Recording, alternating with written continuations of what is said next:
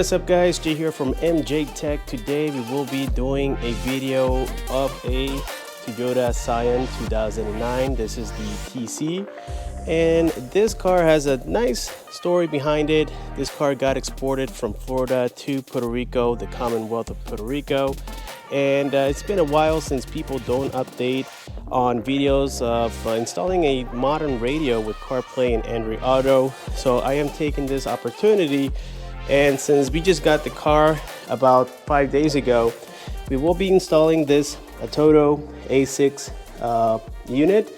And I have done a dedicated video on this particular unit, but I liked it so much that I decided to ask Atoto for another unit to install on this car. This one has wireless CarPlay, Androidauto. It has Android OS as well. I believe it's Android 10, and it comes with 2 gigabytes of RAM and 32 gigabytes of internal storage. You can see it right here, and they call it the A6 Performance. So let's see what comes inside of the box briefly. We get the typical stuff. By the way, I did order the harness here for the Toyota Scion, and this is the 70-1761. All of this information will be provided down below. And of course, we have here the brackets to install the unit into the car. It seems to be very simple for this particular vehicle. So we got the regular harnesses for backup cameras, for amplifiers and whatnot. This one specifically is for the reverse camera. And then this one is in case you guys want to install accessories. You can do that. This is the main harness of the radio. We get some USB cables. We get a GPS antenna, a microphone, and these are connections in case you want to rewire your current speakers. You can do that with these two devices, which is nice. We get some installation brackets. We get a little trim for installation purposes, a screen protector, and then underneath all this, we have the unit. So first, we get some manuals, and hopefully underneath it, you have the unit, and here it is, guys. It is a nice, simple unit. This one here has a 7-inch display. And what I like about these radios is the fact that it has a pretty nice resolution. They are simple to install and they work fantastic. Atoto is one of my favorite brands when it comes to aftermarket brands. And if you look on Amazon, they have amazing reviews, guys. So without further ado, let's jump into the Scion, take it apart, and hook this radio up. So this is the car in pristine condition, never been in a wreck. It was owned by an elderly lady. The car was always serviced by the dealer, and again, guys, it was just kept immaculate. Also, this one was garage kept for most of its entire life until the past 3 years when that lady moved and it was no longer kept inside of a garage. But the paint is perfect. So let's go ahead and take a look inside, and I'll show you the things that you will need. So this is the bezel. You're gonna have to take out some of these trims right here. You will need a Phillips screwdriver, a pry opening tool, and some sockets like a 10mm with the ratchets. And that's pretty much it, guys. So the first thing we must do is remove this trim, and here it is. This is the trim that I was talking about, the transmission. The next thing that we have to do is, you can do this with your hands, is just pry this whole entire thing out. So it'll be something like this. Just go easy on it. You might have to move the shifter here into the drive position. So for this, turn on your car. And let's do just that. Now we can disconnect the lighter. Okay, also has a little clip here on the side of this bezel. There we go, the whole thing just came out. Now we can just simply pry this thing, make sure that you close your lid, and the whole thing just comes out as one assembly, guys. So now it is a great time to turn off your vehicle. And let's remove the keys for now. We have just one harness right here, in which I would recommend taking out. You don't have to, I'm pretty sure you can just move this to the side, but you'll work a lot better and easier if you can just simply get it out of the way, guys. And these are the 2 other Phillips screws that we have to remove, and then we have 2 10mm nuts on the upper side of the bracket. So we had to get those removed in order to take out the whole entire radio. What I like about this unit is the fact that it is more like a simple double din unit, super easy to install. I'm assuming that Toyota did that on purpose. Once we get that removed, now the whole entire radio will come right off. So what we do next is remove the antenna. This is a standard antenna plug, by the way. And then we have several harnesses in the back here. So let's go ahead and just pry them all loose. There's a little clip on each one of them. And we are almost done here. Each one of them has a different shape, so there's no right or wrong. There we go. So we just got the old unit out. I am more than confident that we can use this bracket again to install the new unit, maybe the two ones in the front here, because we have a shorter unit. It doesn't stick out as much. So let's see how that goes, guys. But so far, we just finished here with the disassembly of the radio. Well, guys, this is what we have done so far. We have here the harness fully connected, and it is super simple. Just match the colors. Typically, that's what this is. Now, we have 3 that weren't used, and that's for the steering wheel controls. As I said before, we don't have a dedicated harness here for the car to control the steering wheels. If we did, it would get connected in here. If I do get it, I will keep you guys updated. Also, the reverse camera, I didn't come prepared with extra wires, and that's going to be done on a separate video because of the fact that I just ran out of wire. Where I am at right now, I don't have all of my tools like I do in the USA, and for that reason, we're going to leave that for a separate video. But so far, everything's working well. This is the bracket that I installed on the radio. This you have to cut a little bit here on the corner if you get this particular Metra, what do you call this, the double din dash kit. If you do get it, this is like a little filler on the sides here, as you guys can tell. And if they are separated a little bit from the unit, it's okay, because when you put it in, they will get squished like this and it'll look great. I already tested it and it looks fantastic. So this is again what I did here on the right side of the unit. 3 bolts went in, and the bolts that I installed were the ones that came with the Metra dash kit. Okay, you do have to install these 2 brackets, these 2 ones on the that you see here, the square ones. They go on with 3 Phillips screws. You have 1 on the top, 1 in the middle, and then 1 here. You do the same thing here on the opposite side. They are labeled left and right to make it easy for you. And that's how we have the that's how we got this thing installed on here. You don't need an antenna adapter. The same antenna wire that comes from the car, that's the same one that you can use on here, guys. So we did already also install the GPS antenna, which is on the right side of the dash. It is just sitting on there nice and tight with some tape. And so the next thing we have here is the microphone. We have it hooked up already on here. We ran the wire through the pillar all the way to the bottom, and then on the back side of the unit. So the USB port has been changed. I used to have a cigarette lighter right here.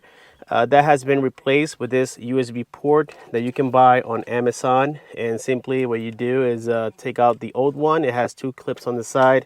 I had to use a Dremel tool to cut them off. And then the whole assembly comes right out, super simple. And then you simply bolt on this one. It comes with a big nut, plastic nut on the back. And that's how I got this installed. So that way we can have wired CarPlay and wired Androidauto. And at the same time, of course, you can charge your phone. Besides that, guys, everything else is self-explanatory here. So again, to connect the harness, you use these 2 connectors. One is wider than the other, so you can't make a mistake on here. It goes on like that, and then this one goes on like this. These 2 again are for the steering wheel controls and some auxiliary ports that you have inside of this little compartment here. Right in there, you guys have 2 of them. You have one that says iPod as well, and that's basically what this is. I think this one is for the steering wheels, and this one is for the iPod and also the aux port. So again, these 2 are not working any longer. We also got the microphone wire here that we ran through, and now we are ready for reassembly, guys. Okay, so to get things set up easily, we have three different harnesses. This one is for the accessories, and for the microphone we have to install this in order to use the mic that we already installed up here. So this one goes in like this, and you have to make sure that it snaps on. There we go. And the second one we have here, I'll just leave it on the radio, so that way in the future when we install the rear camera, we already have the harness on here. But for right now, this is not going to be doing anything. This one goes on the third one from left to right. It goes in like this. Let's just confirm that here real quick.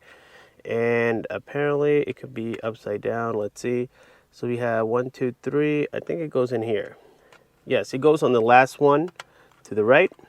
Okay, and now for the USB, if you guys want the wired CarPlay, you have to use the one that says phone link. The other one is going to say storage. You don't want that one installed, especially if you're going to do exactly this connection. You want to use the one that says phone link, as you guys can tell.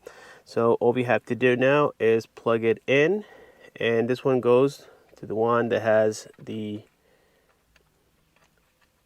4 connectors right there. And this is basically how I have it set up, guys.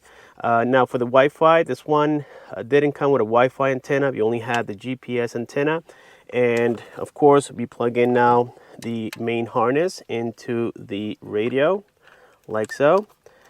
Now we had to install the GPS antenna on here. The microphone goes connected on here like so.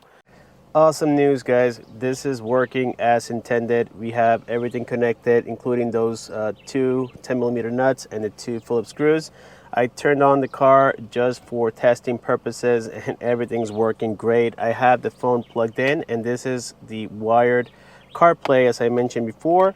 And well, I really hope that you guys appreciate the video, in the sense that, well, there's not a lot of updated videos lately, and so for that reason I decided to do this. But yes, we have CarPlay already working. If I unplug the phone, you can see how it goes back here to the screen waiting for device to be connected. If I reconnect it, and that's why I mentioned that you have to connect the harness that says phone link. Is very important. And here is CarPlay, guys. Again, it does work wirelessly as well, but for those who know me, I prefer the wired. It works a lot faster and more efficient as well. So if you go here into my likes, well, this is my little playlist, and let's unmute it. It works perfect. You can see how fast it works. It's almost instant. Look how fast this thing is, guys, when I skip it. So far, it's the fastest radio to respond to my skipping. 5 minutes later. I have to say, this is one of the most factory looking head units that I've ever installed for a radio that fits pretty much any car out there. These are the 2 gap fillers that we installed. This is by Metra, as I mentioned before. And just check out the details, guys. It looks like it was made for this particular car. You can use the lid just like normal. All right, and of course, let's jump into what you guys really want to see. The radio being turned on. Everything else works as expected. Right here we have the socket for the wired CarPlay and wired Androidauto. All you have to do is just plug it in. And of course, you can customize the settings from here. This is Android 10. Let's go here into System. Let's go into About Device. And right here we can see that it is in fact Android 10 right there, guys. Okay, we can't miss that right here. So let's go back here into the home settings. And of course, if we had a steering wheel control set up, if we had the wires connected, we could program it directly from here. We don't have a reverse camera right now, so I can't show you those things. And yes, if you do have it connected to, let's say, your hotspot, or one of those little devices with hotspot already built in, then you can connect this radio to Wi-Fi and use the Play Store, YouTube, just like with any other tablet out there that comes with Android system. We also have a TPMS and a check engine system. Now this is compatible with Atoto's check engine little OBD reader that works with Bluetooth. You can simply plug it into your car and then it'll connect via Bluetooth with the radio, and that's how you check all of these settings, including TPMS, which is really nice. This car comes equipped with that feature and you can have it enabled, but you have to purchase more accessories. That's what I like about Atoto. They have a nice ecosystem in which works pretty nicely with your car. I am a little bit disappointed I wasn't able to install that reverse camera, but that's coming on a future video when I travel to Puerto Rico. It comes already preloaded with Pandora. We have the navigation system. Yes, it does have a nice reception thanks to that GPS antenna in which we have already hooked up to the car. And the rest is just regular Android applications, as we know. This is the one that you guys want for the wired CarPlay and wireless CarPlay is CarLink. And this is CarLink 2, I think it is. And there we go, guys. It works just as with any other plugged CarPlay. And for the wireless CarPlay, let's go back home. We go here into where it says Bluetooth. Let's see here, Bluetooth music. And now we add a device. We go into the settings. Let's go here into pair devices. Okay, so we click on scan. Now it is finding my iPhone. And we go here into Bluetooth and we search for the radio. There we go, iPhone 3. That's my device. And it says connecting. All right, pair. And we are connected. All right, it was that simple. So let's go ahead and stop here the music. Now, if you go back into CarPlay, let's go into that same application. You will notice how it will connect since we are connected with Bluetooth. There we go. It says connecting, verification approved. And here it is. Wireless CarPlay. Let's check here the main page. You can see how it does lag a little more than I would like. But something I do like about this radio, and you guys can't deny it, is the fact that the screen has super nice vibrant colors. The resolution looks awesome for the for what it is for a 720p. It looks pretty nice, and I think, like I said before, this is a little less than 720p. But overall, guys, I'm super happy with this unit. They work great. I've had Atoto head units since a very long time, including my car before, which was the Honda Pilot, and I never had an issue with Atoto. Great quality stuff. So there we have it, guys, for the unboxing, the installation, and a little bit of a review here of the Atoto A6 performance unit. I did already reviewed, unboxed, and did everything for the A6 Pro. This is the performance model. I wanted it with the physical buttons on the bottom. We don't have capacitive buttons just because the way this radio is set up is kind of like built in the dash, and for that reason having physical buttons is a lot better than the capacitive buttons. With this being said, guys, let me know what you think. Don't forget to subscribe, comment, and share. Also click on the bell icon so that you don't miss future videos like this, and I'll see you on my next one.